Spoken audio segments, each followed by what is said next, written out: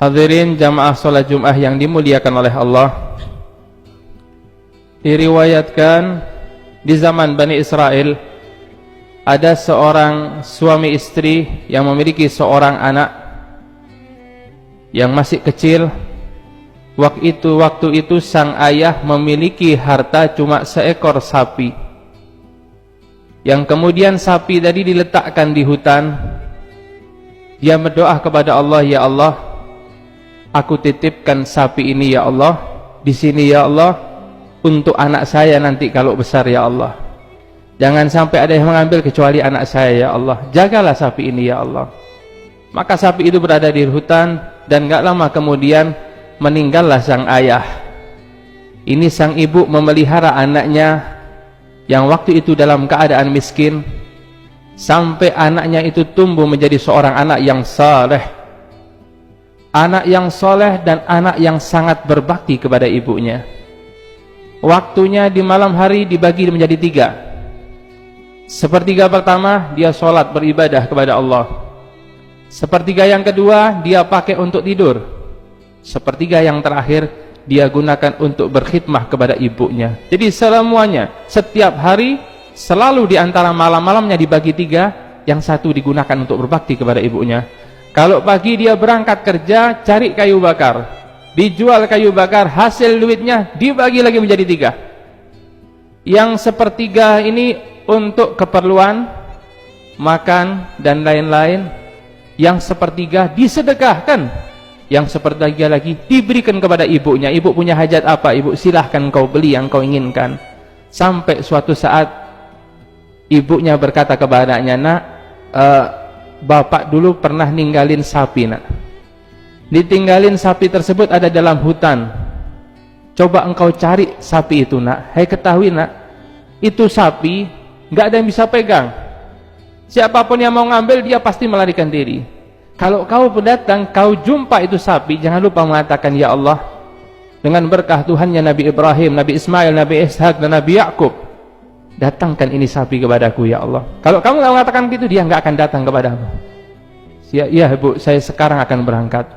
Berangkatlah ini anak ke hutan dan diberitahu ciri-cirinya. Ini sapi adalah mudzahabah, sapi yang warnanya kekuningan, dipandang enak, dan warnanya keemas-emasan.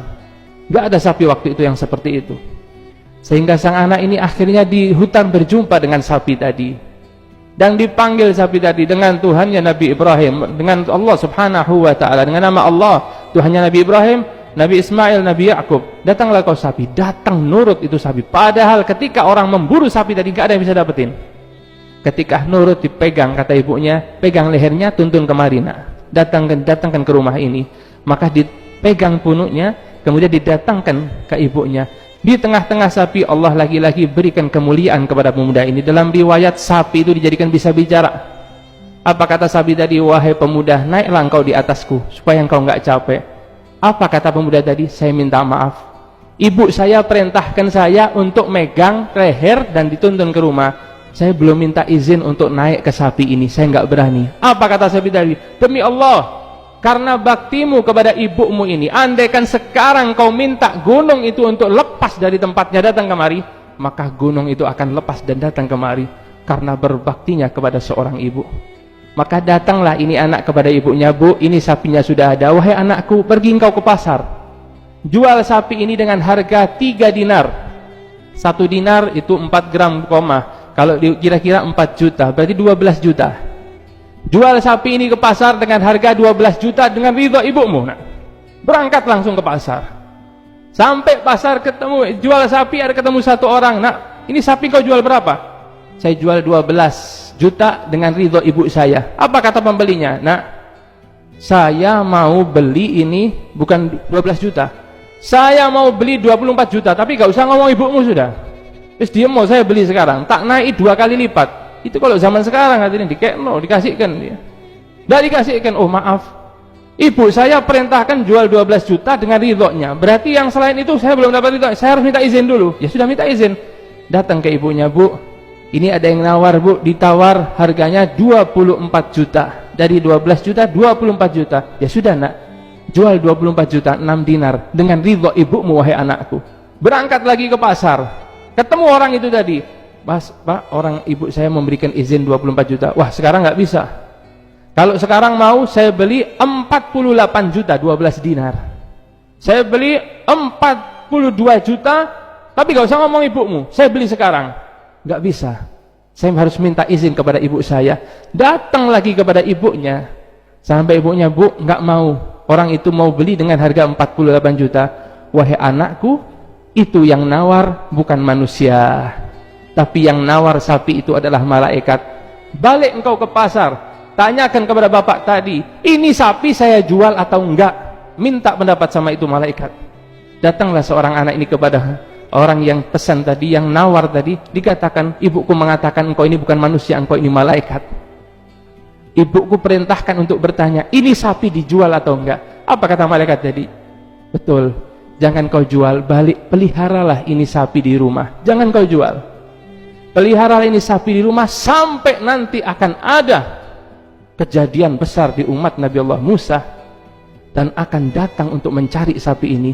Ketika itu orang datang ke rumahmu, juallah sapi ini, timbanglah sapi ini dengan harga emas, juallah dengan sesuai dengan timbangannya dengan harga emas. Bayangkan, itu kalau 500 kilo hadirin, berapa uangnya? Berapa miliar?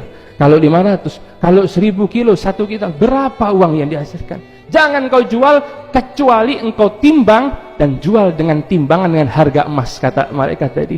Maka ini balik ke rumah, dan terjadilah kejadian tersebut yang diceritakan dalam surat Al-Baqarah, yaitu pembunuhan di zaman Nabi Musa, yang ketika mencari siapa yang membunuh ini, nggak bisa kecuali dengan tulang sapi dipukulkan ke mayit tadi, supaya jenazahnya hidup dan ditanya siapa yang bunuh.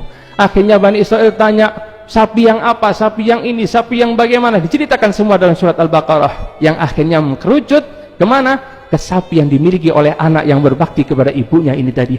Maka dibelilah sapi tersebut dengan harga yang diinginkan, karena mereka semua ingin tahu siapa pembunuhnya, dan Allah izinkan akhirnya diketahuilah pembunuh tersebut. Ini diceritakan dalam surat Al-Baqarah, dan dijadikan surat Al-Baqarah yang artinya sapi di awal-awal surat. Kenapa? Untuk kita tahu pentingnya seorang anak berbakti kepada ibu bapaknya, hadirin.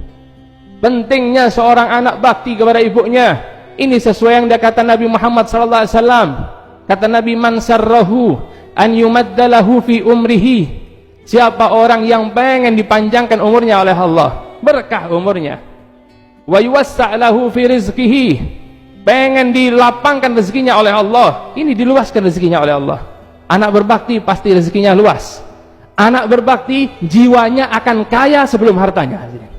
Anak bakti jiwanya akan kaya sebelum datang harta kekayaan tersebut. Anak yang berbakti nggak mungkin miskin hidupnya.